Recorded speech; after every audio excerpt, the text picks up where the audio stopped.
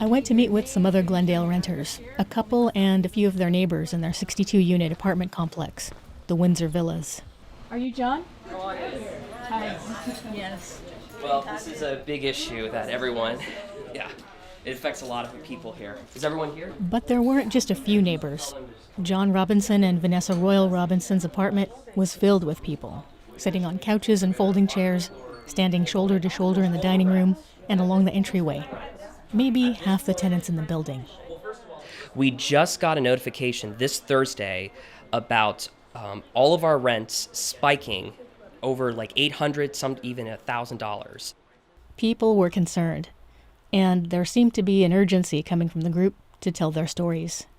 This isn't just Glendale, it's all of Los Angeles. We would love to see a change in rent control so people can actually have a life. You plan for the future and then something like this happens, now everything is upside down and you have 2 months to figure it out. I want to tell you, actually this summer during vacation from school, I'm planning to go visit my mother. I haven't seen her 22 years and now I have to cancel this because I don't know where I have to live because I don't have money to pay for my apartment.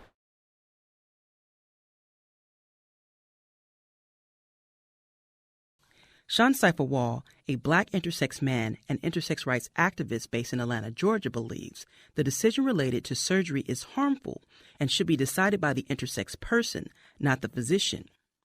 When I was born, one of the traits or one of the characteristics of androgen sensitivity syndrome is undescended testes.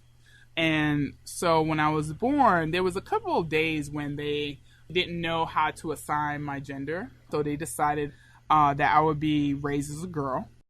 So I didn't know that I had internal testes. And when I was around 11 or 12, I had pain associated with my testes. And because of that pain at 13, they removed my testes. Now, up until then, I had no issues. And I think they could have actually, in hindsight, they could have just, I probably had hernias when I spoke to a doctor later in life. You know, I spoke to a doctor and the doctor said, you probably had hernias. They could have removed the hernias and you would have been fine. But they essentially threw out the baby with the bathwater. They removed my undescended testes, which is a source of hormones for me. And essentially, when they removed my testes, they put me on estrogen replacement therapy, which feminized my face and body. You know, and I identify as male now. So again, that wasn't the right decision. Sean's story is just one of millions. Stories of parents who were not provided with a full description of how surgeries might affect their child down the road.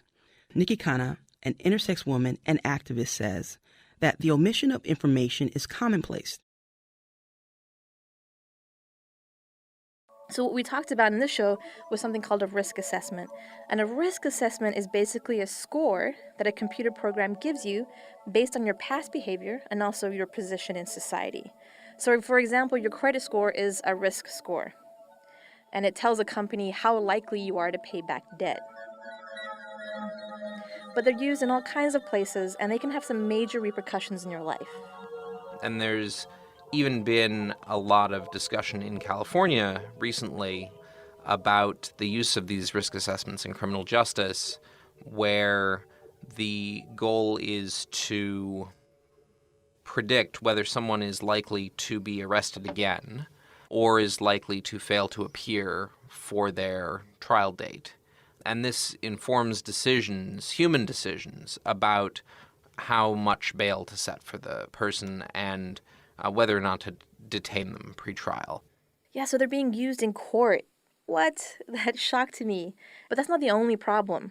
Because humans program computers and because data is already skewed, the scores the artificial intelligence assigns can often be problematic. It is the case that when these things have been studied, it has been found that people of color get higher scores as a group than white people, which causes judges to see them as higher risk. That's right. Computers can be racist. And this was my big learning moment because technology, which people keep telling us is safer and more objective and more efficient, can be just as racist and prejudiced as we are. And now that technology is exploding in our lives, I think we really have to think about what this means for poor people and people of color.